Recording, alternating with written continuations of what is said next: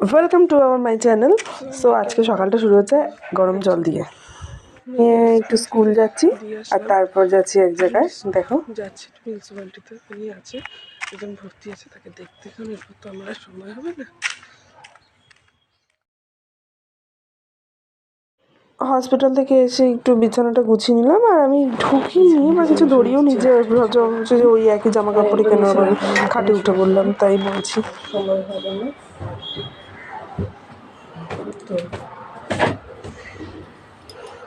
এরপরে একটু পরের খাবারটা করে একটু আবার আনতে যাবো।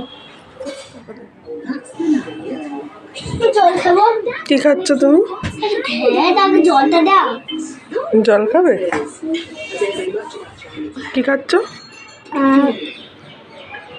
ভালো খেতে? মাথায় এটা কি দিয়েছ? তেল বলবেন না?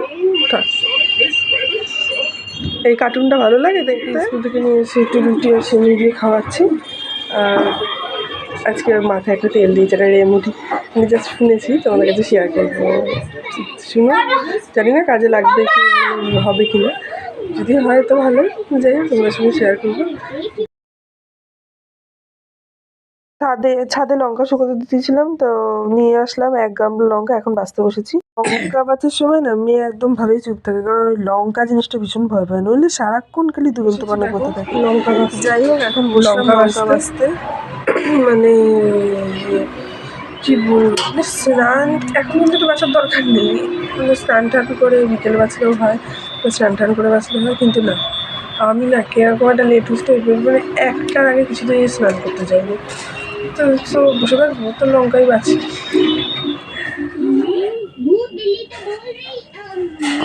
এদিকে লঙ্কা টঙ্কা বেছে একদম স্নান টান করিয়ে দিলাম, আর এখন নিয়ে এসেছে ডাইনিংয়ের সোফাগুলোকে নিয়ে খাটের ওপরে।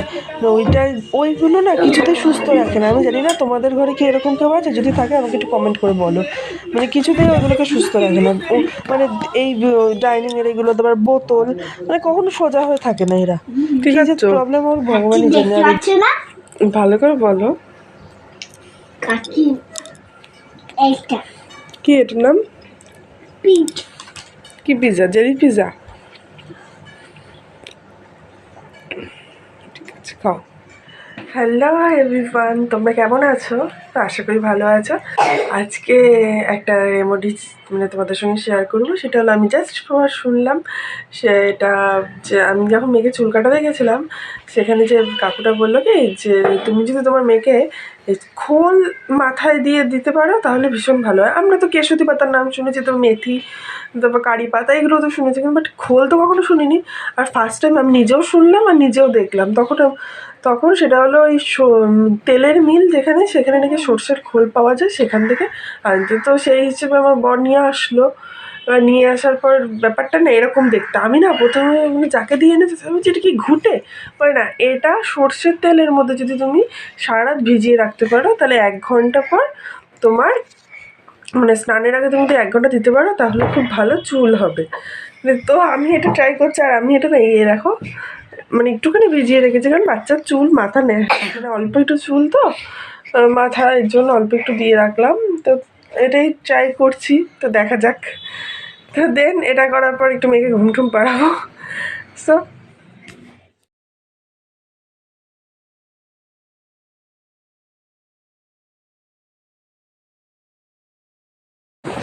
তো এখানে এতগুলো খেলনা দেখেছে, খেলনা দেখে তুমি তো পাগল হয়ে যাওয়ার জোগাড়। বলেছি যে না, একটা জিনিস পছন্দ করেছে, ওই জন্য পরে দেবো। তা আমি না এই একই জিনিস মানে সবসময় বায়না করলে সেটা দিতে একদমই চাই না, কারণ এতে প্রবলেম হয় ভবিষ্যতে, এটা আমার মনে হয় আর কি।